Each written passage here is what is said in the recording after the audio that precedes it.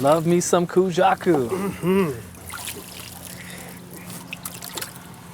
I can tell already this one's going to be fun. Yeah. All right.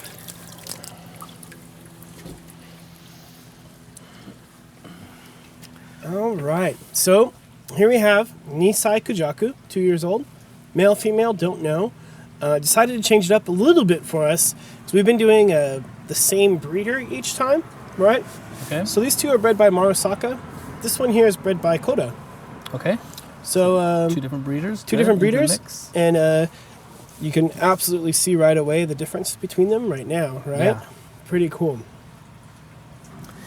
Will the Kota one develop more reticulation as it gets older? Definitely, absolutely. Okay. That's an interesting twist to this.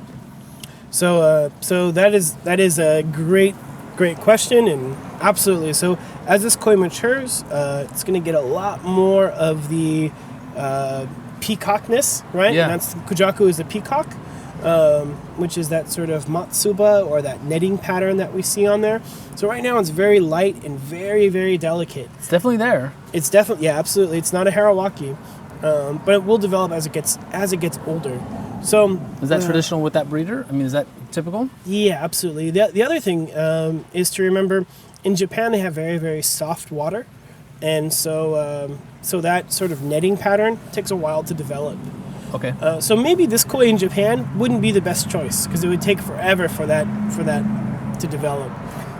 But being that we're in America and generally everyone has really hard water, they get to see this sort of netting pattern appear on the koi later on.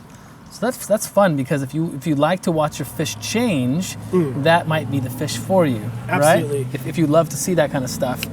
And it's also a gamble, right? I mean, because what we're seeing today, I can't promise you that soon is going to come up, right? Right. So it's a fun fish. That's a big part of interacting with koi, right? It's got a great kohaku pattern, right? Yeah, exactly. Right. Great kohaku pattern, nice body line. It's really, really pretty fish. Okay, so we're going to call this fish number one. Number one, okay. It's the Kota fish. Yep, that works for me. We're betting on the future when we buy this fish, but it's a great fish. Yeah, exactly. Okay. Exactly. Who's number two? Number two, let's go with this koi right here.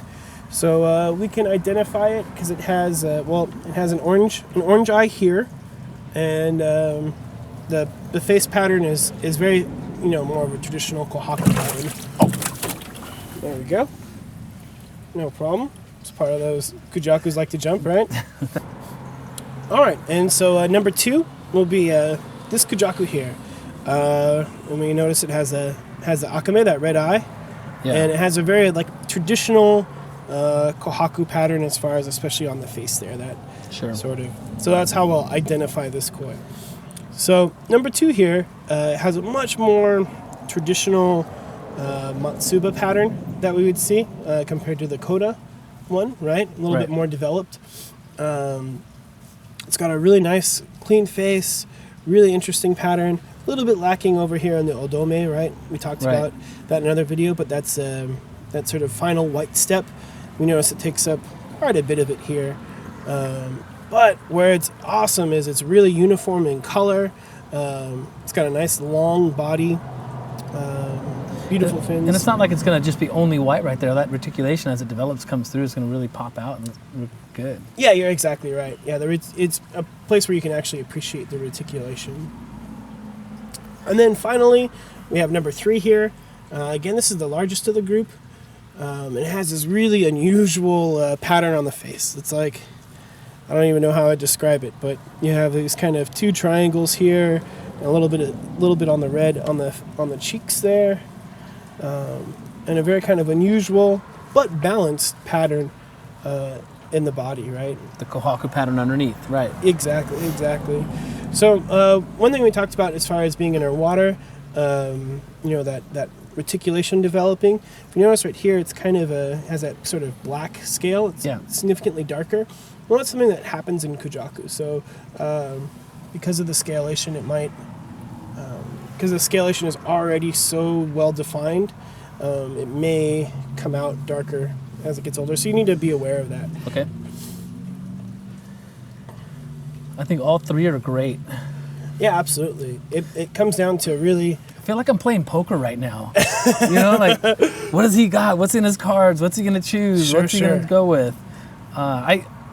There's one that I'm certainly drawn to, and once again, I'm being drawn to certain things that I like about koi. Knowing that you hand selected all three of these is great for me. But let's just review it real quick. With the Kota is number 1. Right. This one's number 1. Number 2 is the more traditional one, and number 3 is the one with the interesting face pattern right here. Exactly. So, before you reveal which one these are, Yeah. we want to give the chance for the viewers to try and see through your eye and see which one you would pick. And so go ahead and put your comments of which ones you think is going to put down in the comment section below, and we're going to jump into the next variety of fish. Cool.